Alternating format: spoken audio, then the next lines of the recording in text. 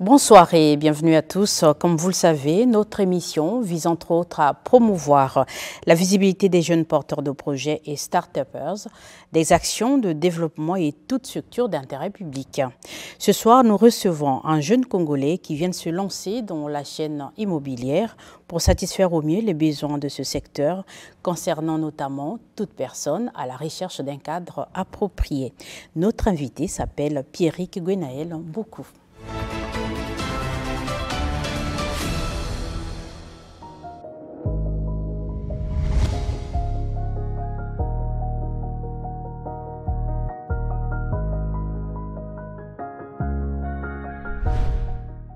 Bonsoir Monsieur Mboukou et surtout bienvenue sur ce plateau d'Alinéa. Bonsoir Madame, merci beaucoup pour l'invitation et bonne fête à vous. Merci beaucoup. Vous êtes ingénieur statisticien et fondateur d'Imo Online, qui est une plateforme d'annonces immobilières. On va d'abord commencer par votre profil d'ingénieur statisticien. Alors pourquoi s'êtes-vous intéressé à ces domaines si délicats? Quelles études avez-vous réalisées et quel est votre parcours dans ce domaine? Merci pour le cadre où vous me permettez de m'exprimer sur mon parcours et également sur mon projet. Alors, je suis ingénieur des travaux statisticiens, s'il faut reprendre l'intitulé de mon diplôme. Et pour devenir ingénieur statisticien, j'ai dû faire un parcours scolaire en 2 temps. Donc, premièrement, à l'issue de mon bac, j'ai passé un concours pour devenir technicien supérieur de la statistique. Donc, c'est une école de la sous-région, la CEMAC. Ça s'est passé à Brazzaville? Oui, j'ai passé un concours, voilà. Donc, je me suis retrouvé à Yaoundé pour suivre une formation de 2 ans. Et ensuite, une fois étant là-bas, j'ai voulu devenir ingénieur. Donc, à partir du diplôme que j'avais acquis, j'ai passé un autre concours et je me suis retrouvé à Abidjan pour 2 autres années. Et je suis devenu ingénieur de travaux statistiques. Maintenant, en quoi consiste notre travail au quotidien? Il faut dire que la statistique, c'est la collecte des informations pour éclairer les décideurs publics. Donc, tous ceux qui prennent des décisions ont besoin des informations pertinentes pour décider. Et donc, au niveau de la statistique, on va peut-être distinguer des secteurs. Il y a le secteur public, le secteur privé. Donc, par exemple, dans le secteur public, j'ai été également à l'Institut national de la statistique, où on réalise les enquêtes, les recensements. L'INES. Oui. Donc, par exemple, quand on prend le recensement général de la population, il y a pas mal d'informations qu'on va collecter. Et sur la base de ça, on va définir des politiques publiques. Je peux prendre un exemple. On a eu à dénombrer, je pense, le nombre d'établissements scolaires qu'il y a dans tout le pays. Voilà, donc, et puis, facilement, on peut à peu près estimer le nombre d'enfants en âge d'être scolarisés. Et on peut savoir, par rapport au nombre d'écoles, est-ce que la taille des classes convient, ou bien on peut se dire, par rapport à cela, il y a peut-être un besoin de créer des classes supplémentaires pour qu'on ait des classes avec un certain nombre d'étudiants. Donc, il y a pas mal de choses qu'on peut faire avec les données. Voilà. Donc, pour prendre des meilleures décisions, on se base sur ça. Donc, ça, c'est dans le secteur public. Et puis, dans le secteur privé également. Donc, pour ce qui me concerne, j'avais la charge de concevoir des tableaux de bord. C'est quoi un tableau de bord? Un tableau de bord, vous voyez par exemple une voiture, il y a un tableau qui indique au chauffeur par exemple le kilométrage, qui lui indique le niveau d'essence. Voilà, donc un tableau de bord, c'est un outil où on met en évidence, disons, des informations utiles, où tout de suite on a un aperçu global en fait de l'ensemble de l'activité d'une entreprise. Donc, c'est à peu près ça. Et vous le faites pour chaque entité pour laquelle vous travaillez, c'est ça? Oui. OK. Donc, après, vous récoltez donc ces données que vous enregistrez et vous allez auprès donc, des concernés, si c'est des personnes, auprès des populations, si ce sont des entreprises. Donc, vous faites des descentes pour aller recueillir des informations. Oui. Les modes de collecte sont divers et variés. Donc, on peut aller directement au contact de la population, ou bien de la cible concernée. Donc, ça peut être des individus, ça peut être des entreprises, peu importe. Et aujourd'hui, avec le digital, il y a pas mal d'enquêtes qui se font en ligne. Donc, on peut préparer des formulaires qu'on peut distribuer par mail ou bien via les différents réseaux sociaux. Alors, aujourd'hui, vous êtes concomitamment fondateur de la plateforme IMO Online. Alors, des statisticiens à l'orientation vers ce domaine de l'immobilier, c'est quand même intriguant. Ça nous emmène à comprendre pourquoi êtes-vous intéressé à ces secteurs. Ok, c'est vrai que de prime abord, on ne voit pas de lien. C'est vrai qu'il n'y en a pas vraiment. Et il faut dire qu'en fait, c'est, on va dire, un appel intérieur qui m'a poussé à me lancer dans l'immobilier. Parce que moi, depuis tout petit, j'ai une certaine sensibilité dans tout ce qui touche de près ou de loin à l'immobilier, que ce soit le foncier, que ce soit la location, que ce soit la vente des parcelles. Donc, c'est un domaine qui, depuis toujours, m'intéresse et me passionne, auquel je veux apporter des solutions par rapport aux problématiques que j'ai pu identifier. Et parce que vous estimez que ça se fait mal jusqu'ici? Effectivement, ça se fait très mal.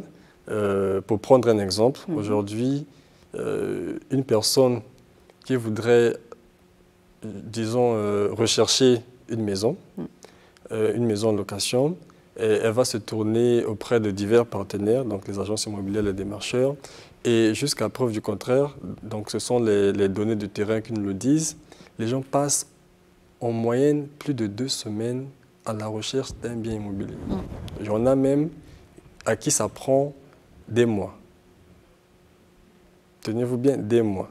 Alors que c'est quelque chose qui pourrait se faire en quelques minutes, maximum 1 heure. Mais cela dépend aussi de l'offre quand même.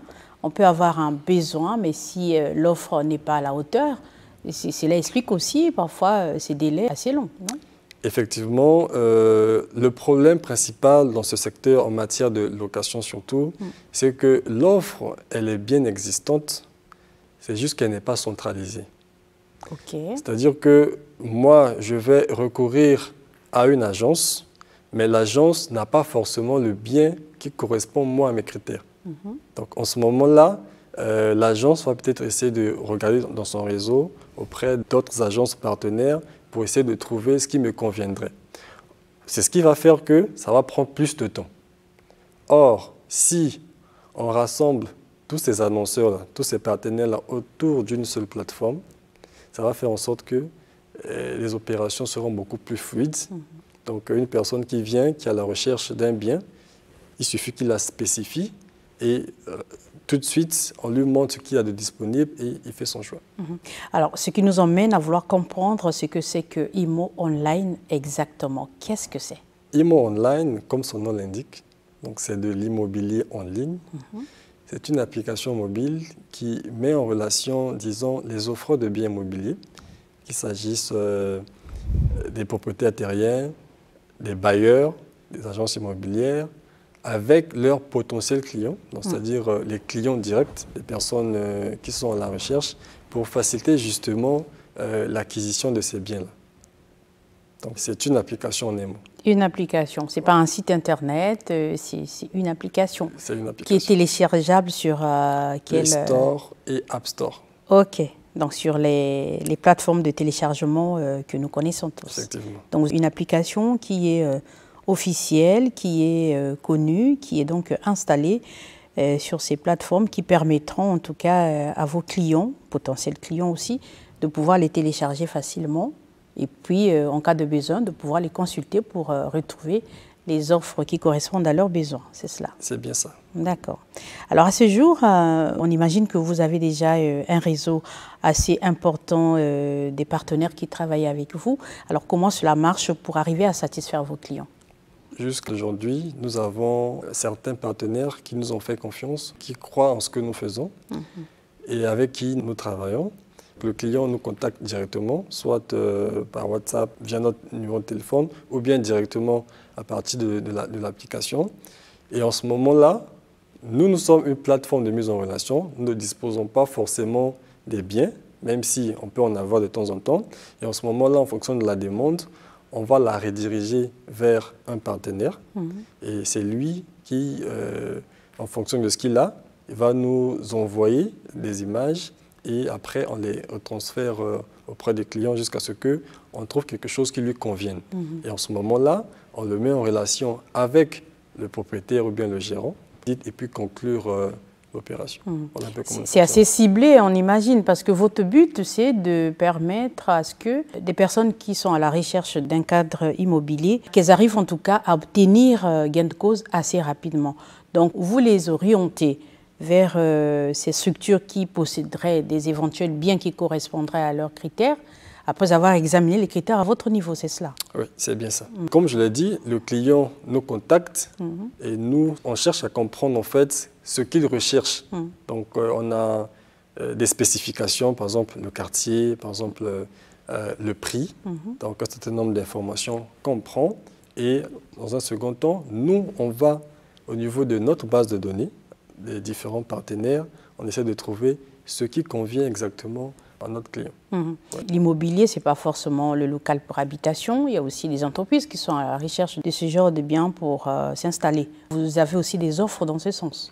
Oui, en fait, c'est de tout type de biens immobiliers. Donc, il y a les maisons de location pour les ménages, justement.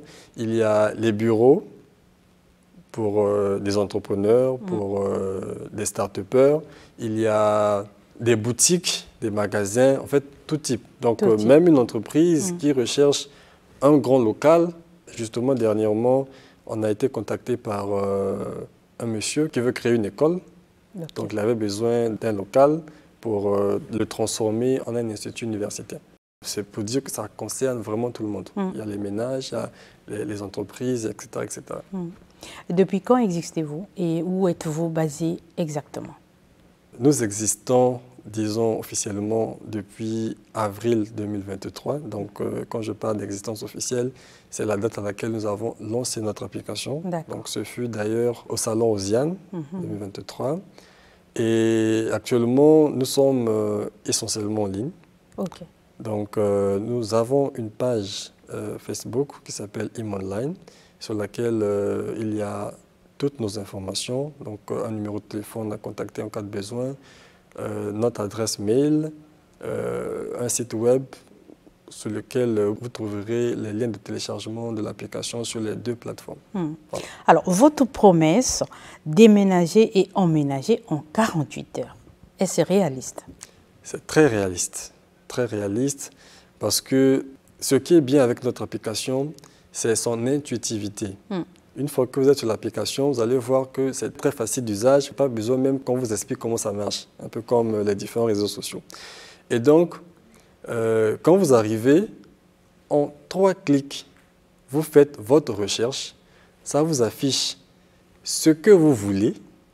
Et le reste du temps, c'est ce qui va correspondre peut-être à la prise de rendez-vous, à aller sur place pour aller faire la visite. Mais sinon, déjà la recherche en elle-même, en 5 minutes, c'est bouclé.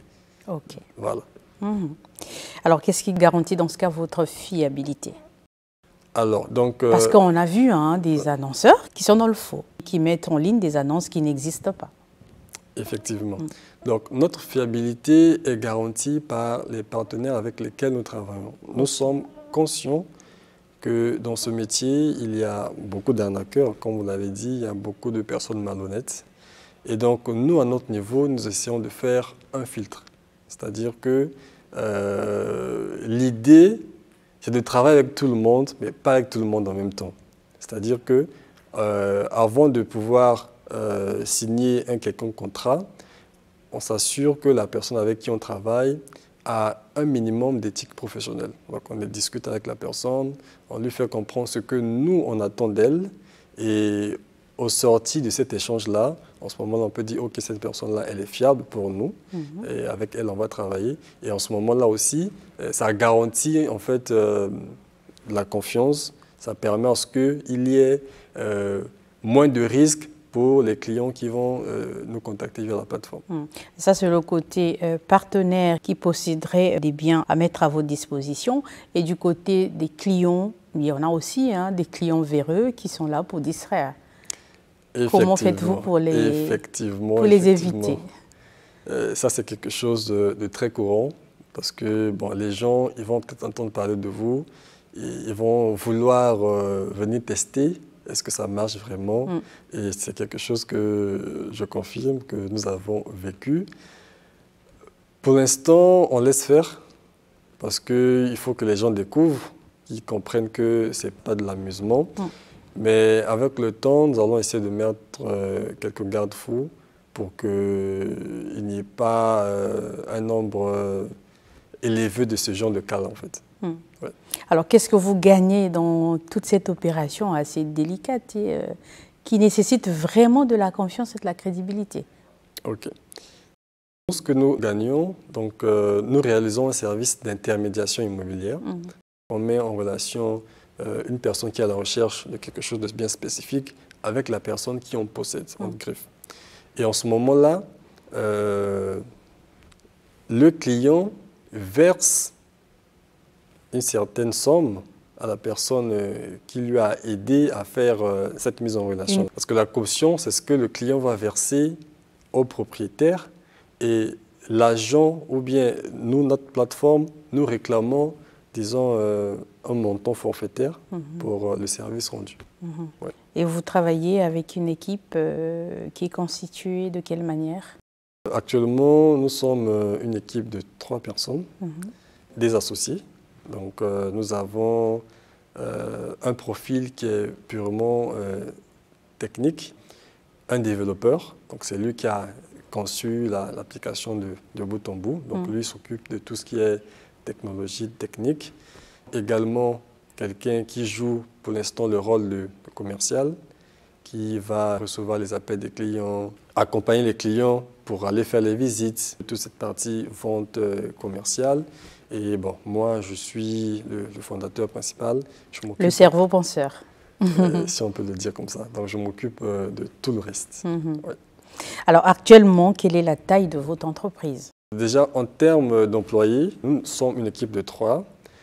Et s'il faut parler à la date d'aujourd'hui, notre plateforme a été téléchargée plus de 500 fois sur Play Store. Donc, ça prouve qu'il y a au moins 500 personnes qui ont eu à nous faire confiance, qui ont entendu parler de nous, qui ont fait ce pas-là de télécharger notre application, de la tester. Et de l'autre côté, au niveau des partenaires, donc nous avons, en ce qui concerne les agences immobilières, une bonne vingtaine de préaccords. Nous avons également une bonne dizaine de propriétaires qui nous ont contactés directement pour nous dire « Bon, moi j'ai un bien que je mets en vente, je vous le confie pour que vous puissiez me trouver un client. Voilà un peu ce qu'on peut dire sur la taille de notre entreprise. Et où intervenez-vous actuellement? Est-ce que c'est dans tout le Congo ou bien vous êtes encore présent dans quelques villes? Alors, l'idée, c'est qu'à terme, nous puissions couvrir tout le Congo et bien au-delà. Et en ce moment, nous nous focalisons d'abord sur la ville de Brazzaville. D'accord. Donc, une fois que tous les petits réglages seront terminés, en ce moment-là, on va s'étendre beaucoup plus facilement, en fait. Ouais. En commençant peut-être par Pointe-Noire, qui est la seconde ville, et peut-être Dolisie, et Ouisso, etc. Ouais. D'accord. Alors, quelle est votre ambition pour les jours à venir? Notre ambition, c'est de devenir, dans les 5 prochaines années, la plateforme de référence en matière de publication d'annonces immobilières en Afrique subsaharienne francophone. Quelle ambition! Ah oui, il faut bien de l'ambition pour aller beaucoup plus loin. Oui. Et vous comptez sur quoi pour arriver à vos fins?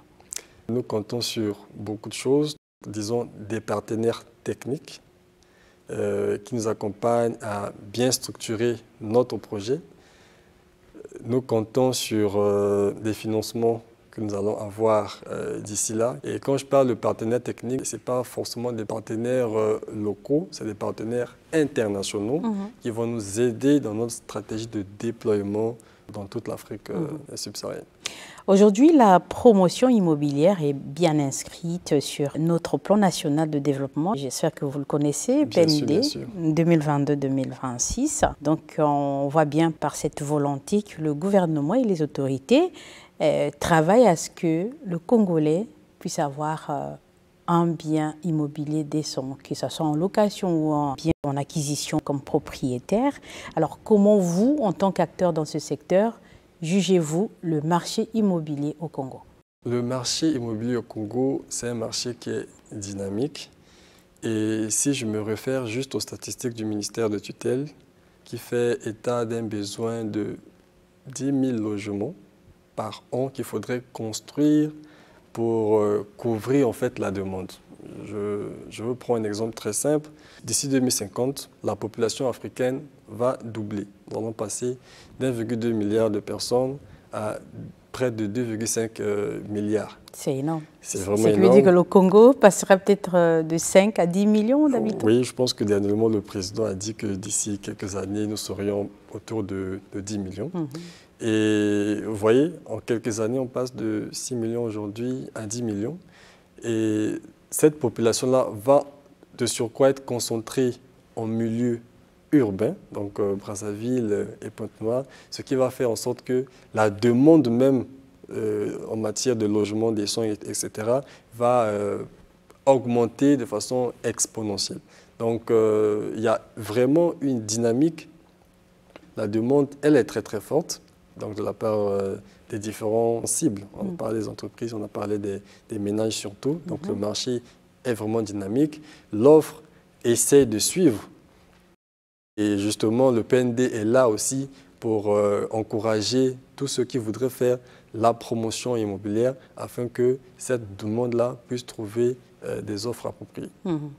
J'espère qu'à votre niveau, vous avez peut-être quelques doléances aussi à vouloir présenter au public parce que vous êtes une jeune entreprise qui a besoin de soutien, qui a besoin d'accompagnement. Quel serait votre message? Il y a plein de messages que j'aimerais passer. Le premier message, mes compatriotes, chers Congolais, consommons local parce qu'en consommant local, effectivement, nous allons créer des emplois, nous allons apporter de la valeur ajoutée dans l'économie, contribuer à la diversification de l'économie. Si je le dis, c'est parce que nous avons constaté que le Congolais n'aime pas ce qui est fait par son prochain. Et donc, moi, ça, c'est un fait. C'est un fait. Je suis journaliste, j'essaie d'appuyer vos propos. Effectivement.